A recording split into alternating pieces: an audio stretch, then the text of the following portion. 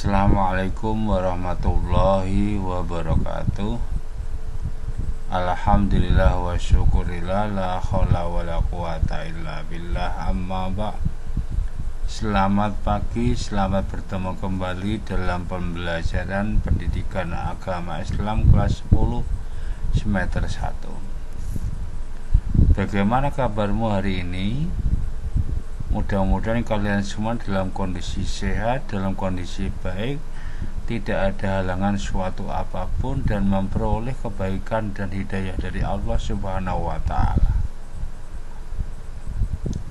Pada pertemuan kita hari ini, sebelum kita membahas tema yang akan kita bahas, marilah pembahasan kita hari ini atau pembelajaran kita hari ini kita mulai dengan membaca basmalah terlebih dahulu. Bismillahirrahmanirrahim. Pertemuan kita hari ini akan mengambil tema hukum taklifi dan hukum wad'i.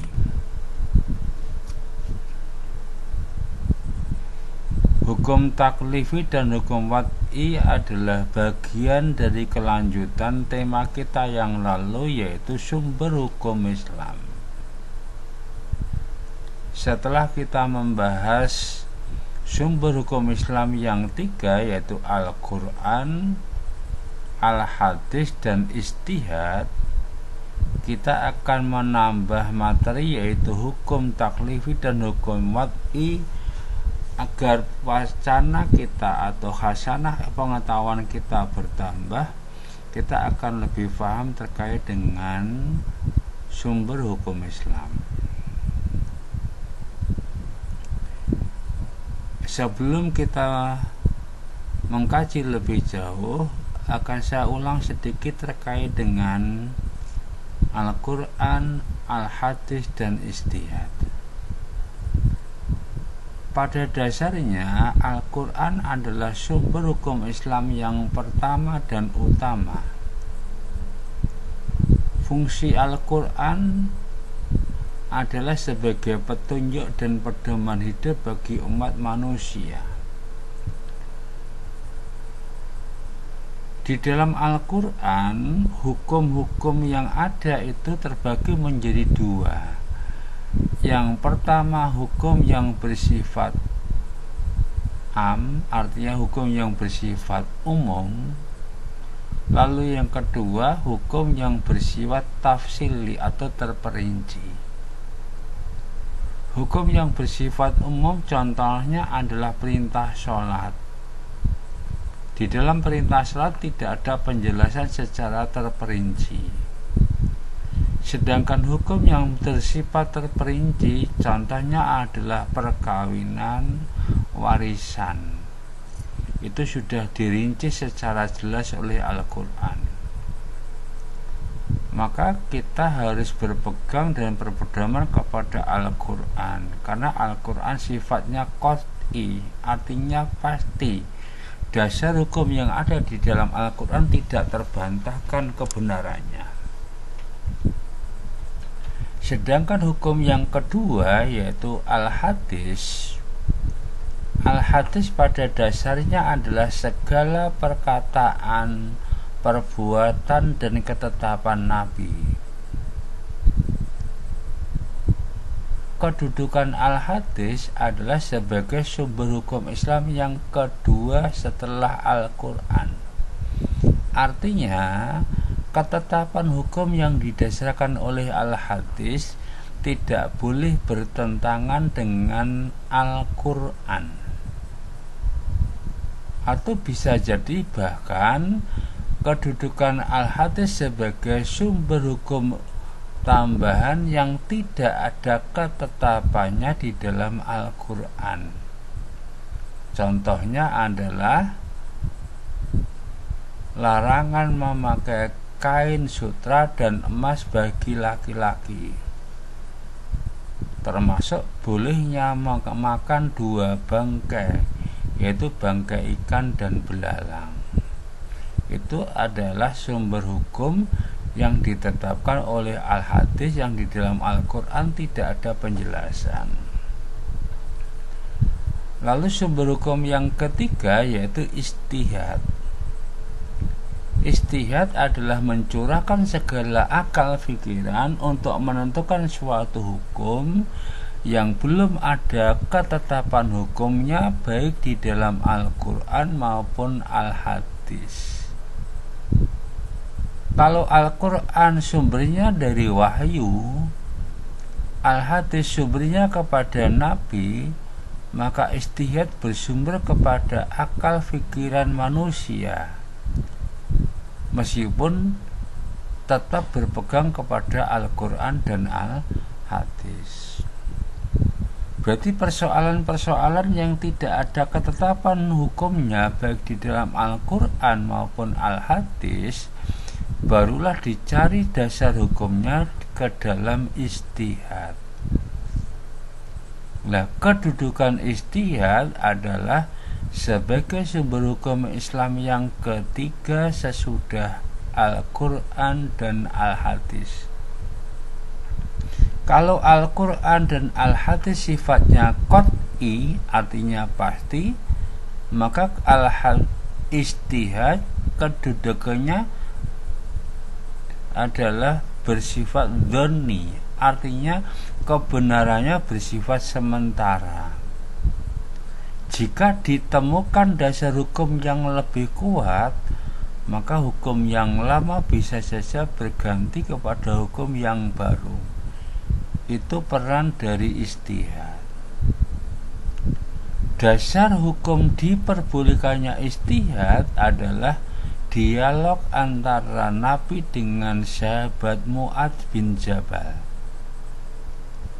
Ketika sahabat Mu'adz bin Jabal akan diangkat oleh Nabi menjadi gubernur, maka Nabi bertanya kepada Mu'adz, "Ya Mu'adz, jika ada suatu persoalan, bagaimana kamu menetapkan suatu hukum?"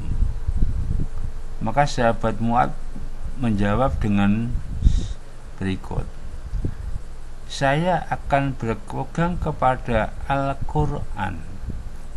Lalu Nabi bertanya lagi, "Bagaimana kalau di dalam Al-Quran tidak kamu temukan dasar hukumnya?"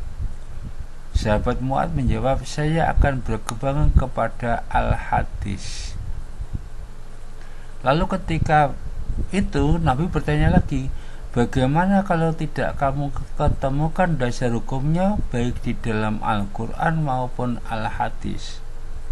Maka sahabat Mu'adz menjawab, "Saya akan menggunakan akal pikiran untuk menetapkan suatu hukum."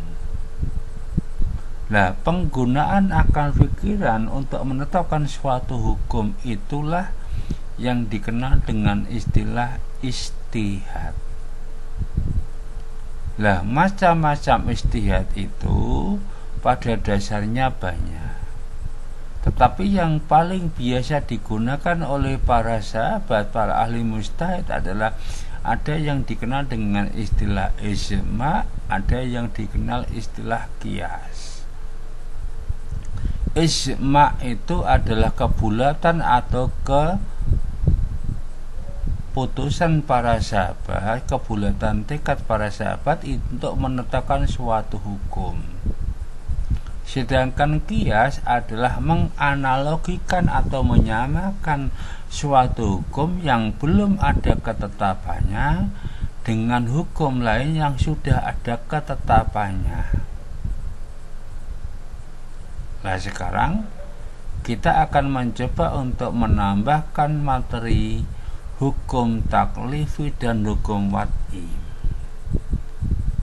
Apa yang akan kita kaji terkait dengan hukum taklifi dan hukum wad'i? Yang harus kita ketahui terkait dengan hukum taklifi dan hukum wad'i adalah kita harus tahu pengertian hukum taklifi dan hukum wad'i. Lalu setelah kita paham terkait dengan pengertian hukum taklifi dan hukum wad'i, kita akan mengkaji jenis atau macam-macam hukum taklifi dan hukum wad'i. Nah, sekarang coba kita pahami terkait dengan hukum taklifi. Pada dasarnya hukum taklifi adalah ketetapan Allah Ta'ala yang menuntut mukallaf untuk melakukan atau meninggalkan suatu perbuatan, atau pilihan untuk melakukan atau tidak melakukan suatu perbuatan. Jadi hukum taklifi ini adalah hukum yang mengatur tentang perbuatan mukallaf. Apakah ia melakukan atau bahkan malah meninggalkan.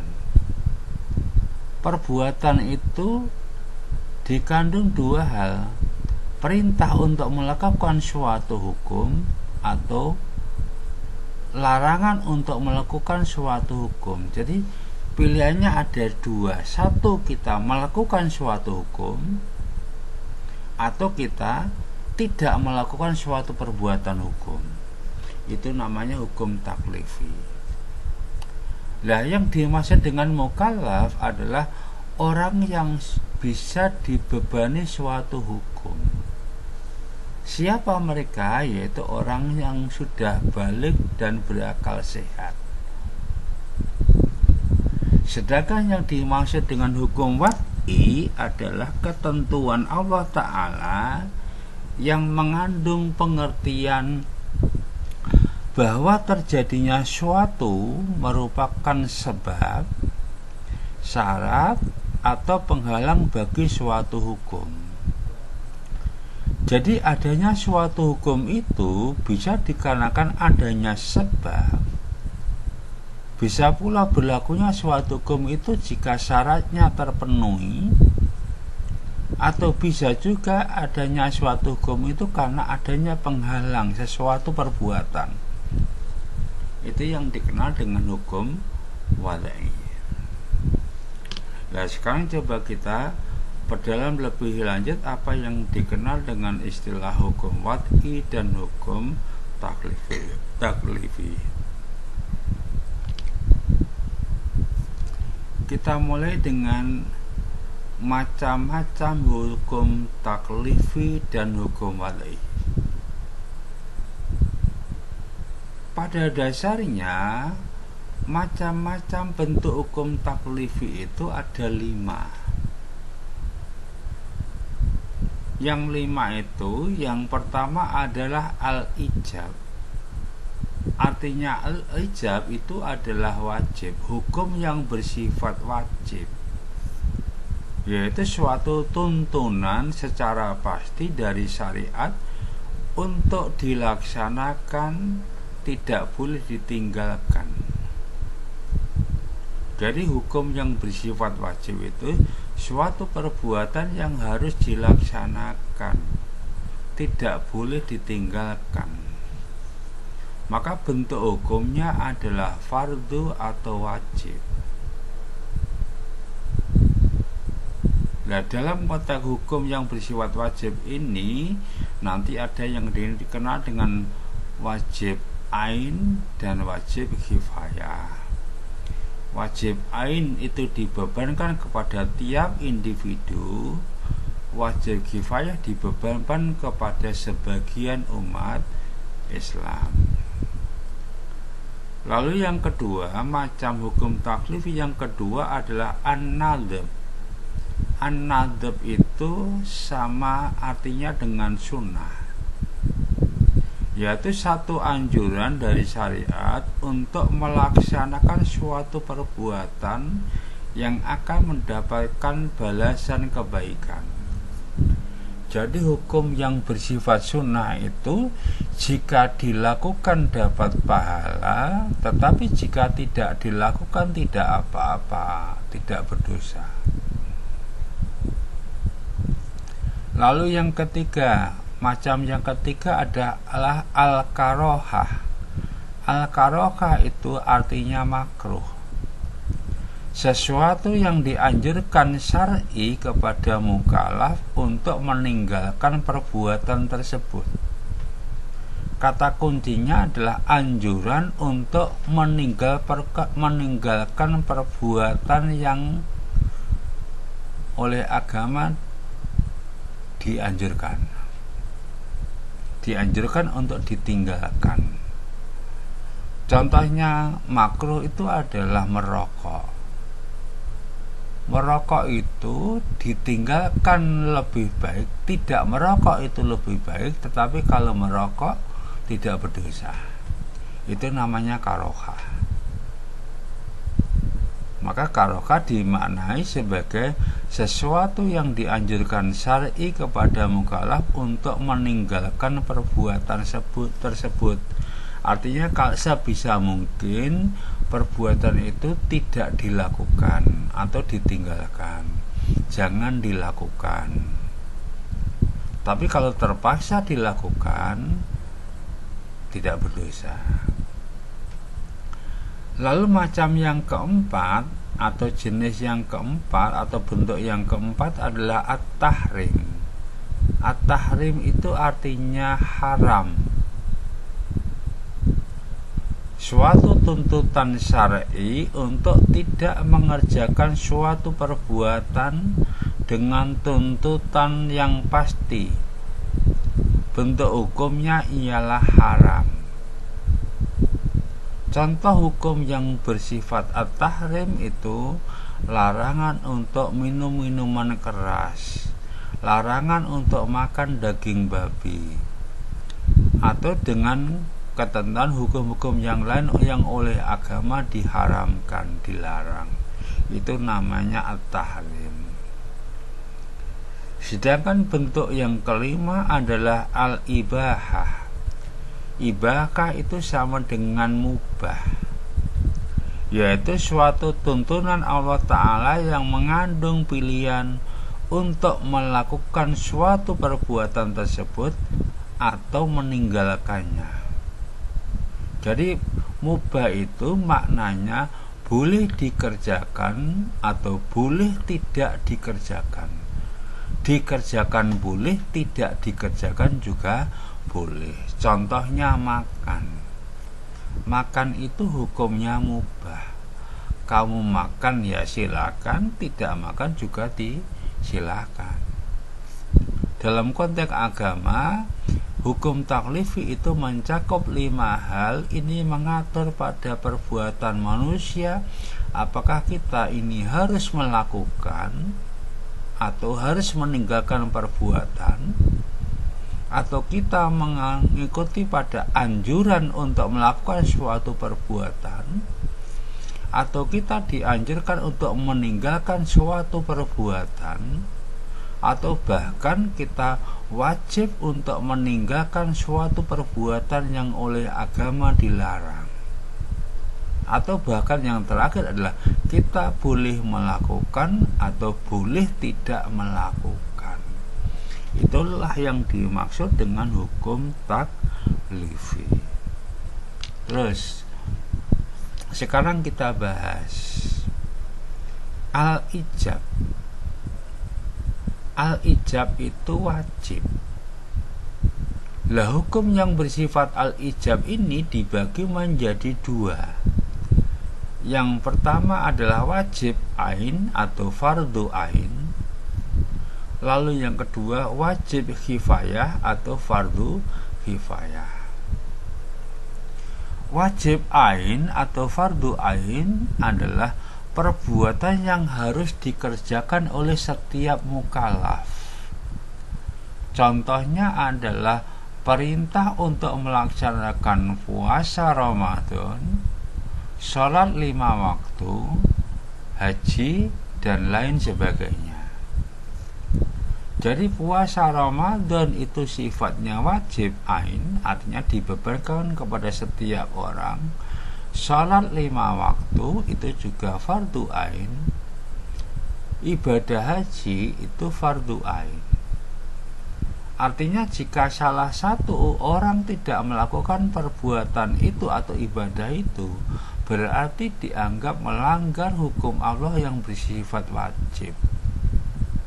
Kalau melanggar, maka hukumnya menjadi berdosa. Sedangkan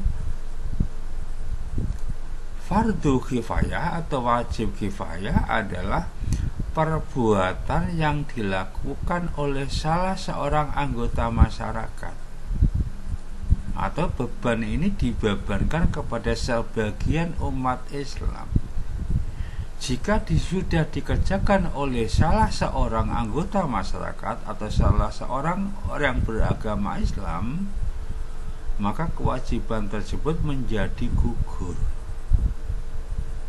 Contoh dari hukum yang bersifat fardu kifayah atau wajib kifayah adalah memandikan jenayah, mensolatkan jenayah, menguburkan jenayah atau mengkafani jenayah. Asalkan sudah ada yang melakukan, maka kewajiban itu menjadi gugur, berarti orang Islam yang lain tidak berdosa. Tetapi kalau kewajiban itu tidak ada satupun yang melakukan, maka semua umat Islam menjadi berdosa. Itulah yang dimaksud dengan fardu kifayah atau wajib kifayah. Nah, sekarang kita lanjut. Sekarang an-nadhab. An-nadhab itu hukumnya sunnah. Hukum sunnah juga dibagi menjadi dua. Yang pertama adalah sunnah ain, yang kedua sunnah kifayah. Sunnah ain adalah perbuatan yang dianjurkan untuk dikerjakan oleh setiap mukallaf. Artinya dianjurkan untuk dilakukan oleh setiap orang Islam. Contohnya apa? Sholat sunnah rawatib itu sunnah ain. Puasa Senin Kamis itu adalah sunnah ain. Artinya beban kewajiban itu dibebankan pada setiap individu orang Islam. Dianjurkan untuk melaksanakan sholat sunnah rawatib. Sholat sunnah rawatib itu artinya sholat sunnah yang menyertai sholat 5 waktu. Contohnya apa? Sholat sunnah sebelum duhur dan sholat sunnah sesudah duhur. Itu namanya sholat sunnah qobliyah dan sholat sunnah ba'diyah. Sholat yang 5 waktu itu disebut dengan sholat sunnah rawatib. Sedangkan sunnah kifayah yaitu perbuatan yang dianjurkan untuk dikerjakan oleh seorang atau lebih dari golongan masyarakat. Apa contohnya dari perbuatan yang masuk kategori sunnah kifayah? Yaitu mendoakan orang yang bersin. Jika ada orang yang bersin, kita disunahkan untuk mendoakan. Orang yang bersin sebaiknya membaca Alhamdulillah. Maka orang yang mendengarkan orang yang bersin mendoakan dengan membaca Yarhamukallah. Semoga Allah merahmati Anda.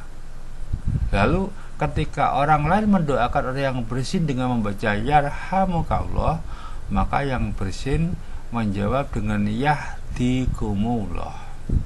Mudah-mudahan kamu mendapat hidayah dari Allah, petunjuk dari Allah. Jadi pada prinsipnya hukum yang bersifat sunnah itu terbagi menjadi dua. Hukum yang bersifat ain atau dikenal dengan istilah sunnah ain dibebankan kepada setiap orang. Lalu yang kedua sunnah kifayah yang dibebankan kepada sebagian orang Islam. Termasuk sunnah yang kifayah ini adalah menjawab salam. Jika ada orang yang mengucapkan salam yaitu Assalamualaikum warahmatullahi wabarakatuh, maka kewajiban kita adalah menjawab salam. Lah menjawab salam itu hukumnya adalah sunnah. Namanya sunnah kifayah. Jika dalam satu ruangan ada 40 orang yang menjawab salam itu hanya satu atau dua orang, maka kewajiban satu kelas itu sudah gugur karena sudah ada yang menjawab. Tetapi kalau dalam satu ruangan itu tidak ada satupun yang menjawab, berarti semua orang yang di dalam ruangan itu berlaku hukum, maka dia termasuk berdosa. Itu namanya an-nadr. Lalu yang berikutnya,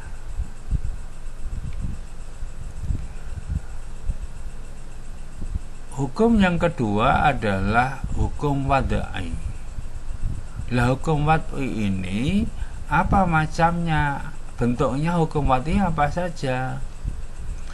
Hukum wad'i itu bisa dikategorikan menjadi sebab, bisa karena faktor syarat, bisa karena mani, bisa karena azimah, bisa karena rukhsah.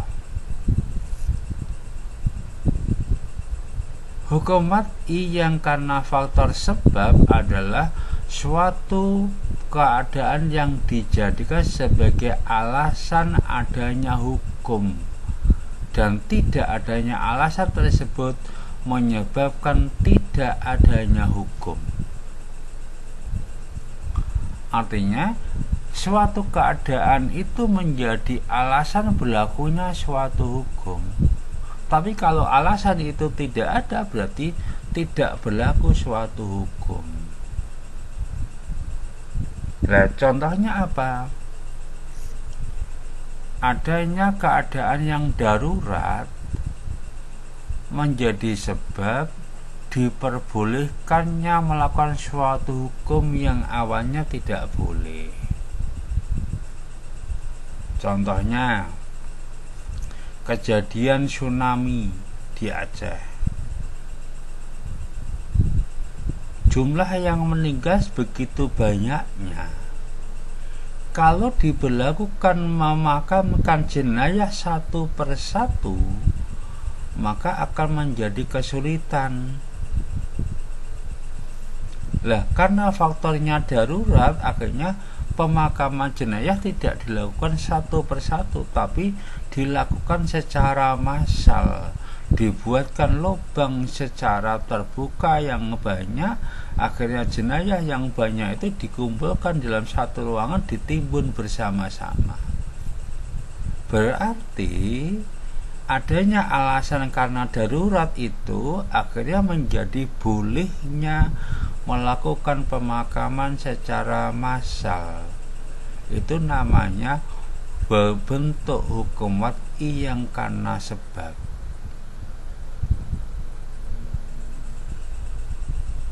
Atau bisa jadi karena faktor sebab yang lain. Contoh karena sebab yang lain adalah sebab adanya suatu perkara atau kejadian menjadikan berlakunya suatu hukum. Kalau ini kita lihat adalah kasus sekarang adalah wabah penyakit corona atau COVID-19. Adanya wabah pandemi corona atau COVID-19 itu yang merajalela menjadi sebab bolehnya tidak sholat Jumatan di masjid. Karena kalau dilakukan secara berjamaah akan dikhawatirkan terjadinya penularan penyakit corona. Nah, adanya sebab pandemi itulah menjadi alasan bolehnya tidak sholat Jumatan di masjid. Itu namanya sebab. Lalu yang kedua,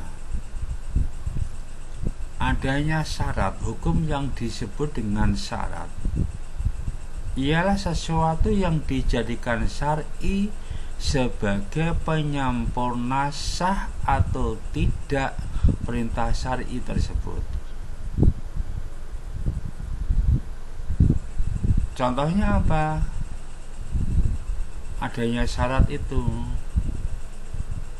Syarat sahnya suatu perkawinan itu kalau ada mahar atau mas kawin.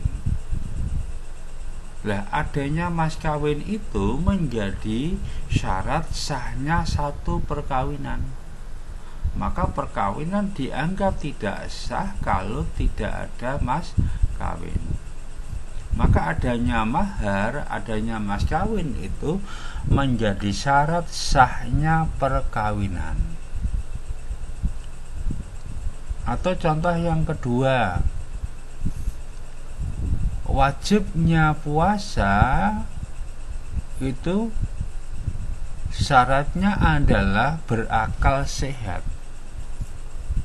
Berarti orang yang tidak berakal sehat menjadi sebab tidak wajibnya orang itu berpuasa.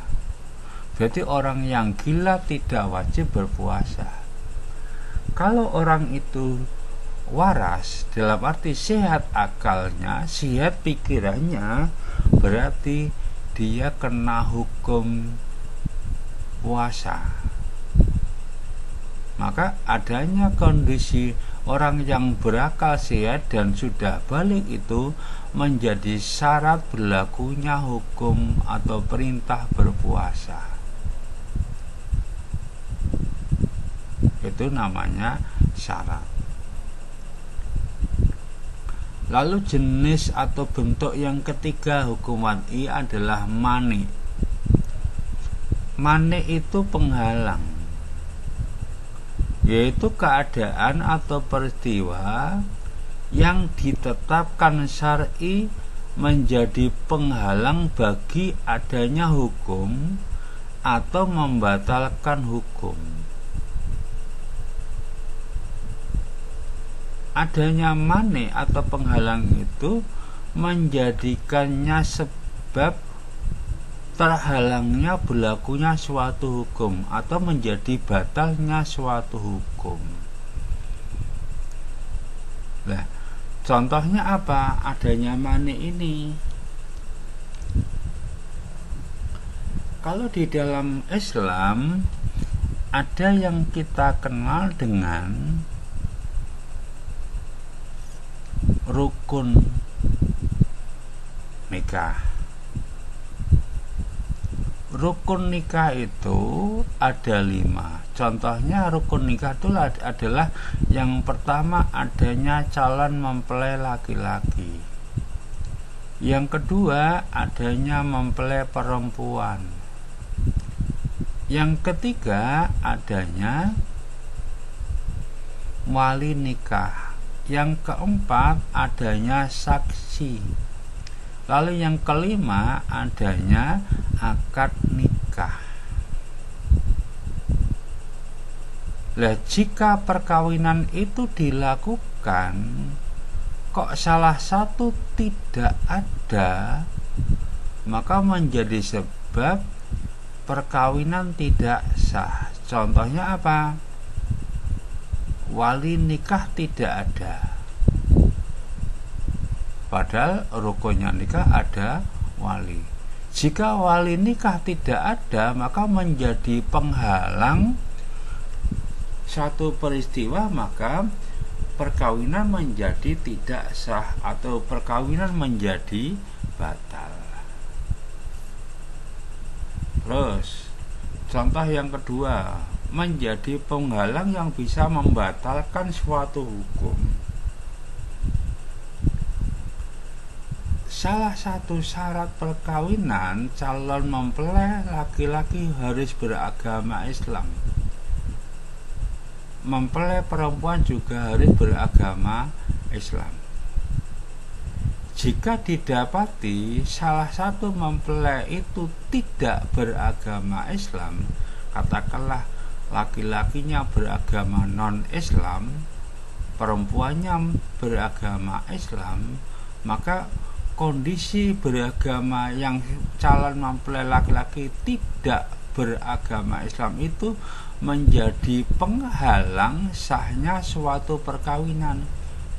Dengan kata lain, adanya mempelai laki-laki yang tidak beragama Islam itu menjadi batalnya suatu perkawinan. Itu namanya mani. Lalu bentuk hukum wad'i yang keempat adalah azimah, yaitu peraturan Allah Ta'ala yang asli dan tersurat pada nas dan berlaku umum. Ingat, peraturan Allah yang asli dan tersurat pada nas dan berlaku umum. Kita ambil contoh adalah larangan berjudi dan minum minuman keras. Larangan berjudi atau minuman keras itu tersurat pada Al-Quran. Contohnya adalah Hurrimat alaikumud-dam walahmul khinzir, diharapkan atas kamu darah dan daging babi. Terus juga ada ayat yang mengatakan dilarangkan atas kamu untuk mengundi nasib berjudi, wal maisir berjudi, wal azla mengundi nasib dengan anak panah. Jadi mengundi nasib dengan anak panah atau berjudi itu adalah suatu bentuk hukum yang tertulis di dalam Al-Quran. Maka dalam bentuk apapun itu judi, maka di dalam Al-Quran diberi penjelasan adalah wal maisir, itu berjudi dilarang, mengundi nasib dengan anak juga dilarang. Maka berlaku umum, segala bentuk perjudian hukumnya menjadi haram atau dilarang. Namanya adalah azimah. Larangan itu berlaku umum, termasuk juga minum-minuman keras itu berlaku umum kepada siapapun yang minum minuman keras, apakah itu sedikit atau banyak, hukumnya dilarang. Lah itu namanya azimah. Sedangkan bentuk hukum wad'i yang kelima adalah rukhsah, yaitu ketentuan yang disyariatkan oleh Allah Ta'ala sebagai keringanan yang diberikan kepada mukallaf. Ingat, rukhsah itu bentuk keringanan, berarti sesuatu yang awalnya tidak boleh akhirnya menjadi diperbolehkan karena sebab tertentu. Contoh yang termasuk rukhsah keringanan, adanya 2 hari raya berkumpul dalam 1 hari. Contohnya apa? Hari raya berkumpul dalam 1 hari. Hari raya Idul Fitri atau hari raya Idul Adha jatuh pada hari Jumat. Hari raya Idul Fitri itu hari raya umat Islam 1 tahun sekali. Hari raya Idul Adha itu juga hari raya umat Islam 1 tahun sekali. Sedangkan hari Jumat itu juga hari raya umat Islam, yaitu seminggu sekali. Nah, di dalam sholat Idul Fitri atau Idul Adha, di dalamnya terkandung khutbah. Pada sholat Jumat juga terkandung khutbah Jumat. Bagi orang yang pagi hari sudah menunaikan sholat Idul Fitri atau sholat Idul Adha, di dalam sholat Idul Fitri terkandung khutbah Idul Fitri atau khutbah Idul Adha. Sedangkan pada sholat Jumat juga terkandung khutbah Jumat. Maka bagi orang yang pagi hari sudah menunaikan sholat Idul Fitri, maka pada saat Jumatan dia diperbolehkan tidak sholat Jumatan, atau diperbolehkan tidak melakukan sholat Jumat, atau boleh tidak melakukan sholat Jumat. Maka cukuplah dia melakukan sholat duhur. Berarti orang yang pagi hari sudah menunaikan sholat Idul Fitri, maka pada sholat Jumatan dia boleh tidak ikut Jumatan. Yang penting tetap melaksanakan sholat zuhur. Lah, tidak melakukan sholat Jumatan itu namanya rukhsah, keringanan. Keringanan diperbolehkan tidak melaksanakan sholat Jumat.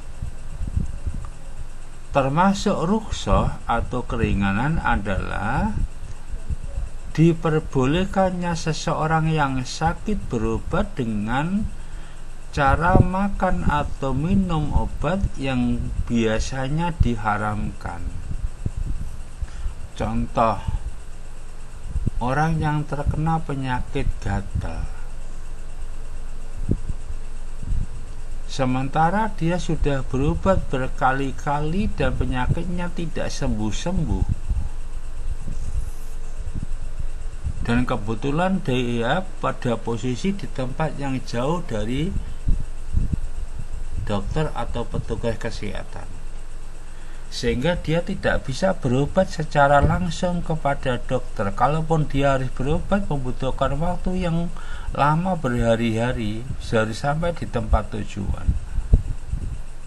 Sementara ada orang yang mengatakan, coba obatilah penyakit gatalmu dengan makan daging ular.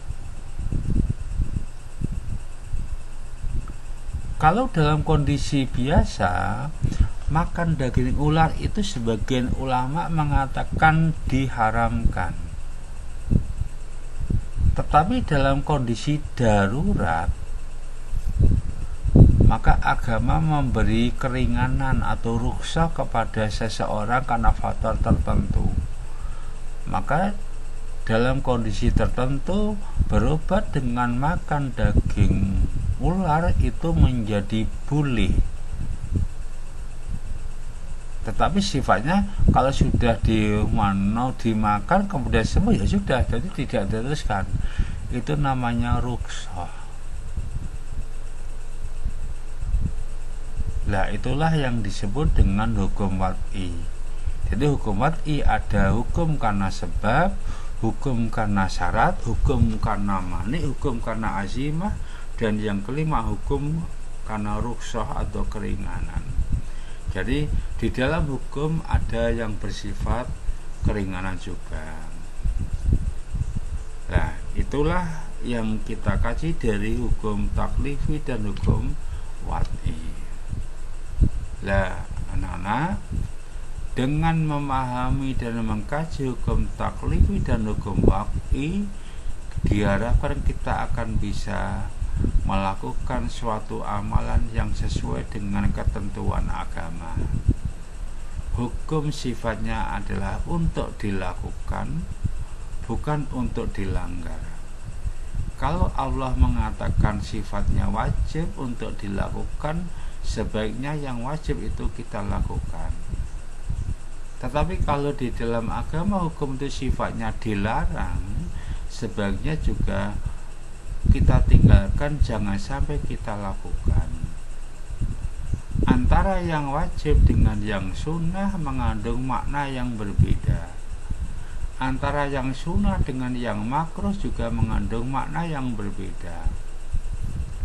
Maka kita harus bisa memilih mana yang sesuai dengan ketentuan syar'i. Maka di dalam ketentuan hukum fikih ada yang dikenal dengan wajib, sunnah, makruh, haram, dan mubah. Oleh karena itu, yang wajib harus kita kerjakan, yang sunnah yang dianjurkan sebisa mungkin untuk kita lakukan, yang makruh sebisa mungkin untuk kita tinggalkan, yang haram maka harus kita tinggalkan, dan yang mubah boleh kita lakukan juga boleh kita tinggalkan. Itulah pentingnya kita memahami hukum. Oleh karena itu, anak-anak, Kita diberi akal oleh Allah untuk memilih dan memilah, maka gunakan akal kita untuk memilih yang terbaik sesuai dengan ketentuan dari Allah. Itulah materi kita hari ini. Kurang lebihnya mohon maaf. Mari pembelajaran kita tutup dengan bacaan hamdalah. Alhamdulillahirabbil alamin. Terima kasih. Semangat belajar, semangat menuntut ilmu, semangat beribadah, semangat dalam mencari jati diri. Semoga bermanfaat. Kurang lebihnya mohon maaf. Wallahul muwaffiq ila aqwamit thoriq.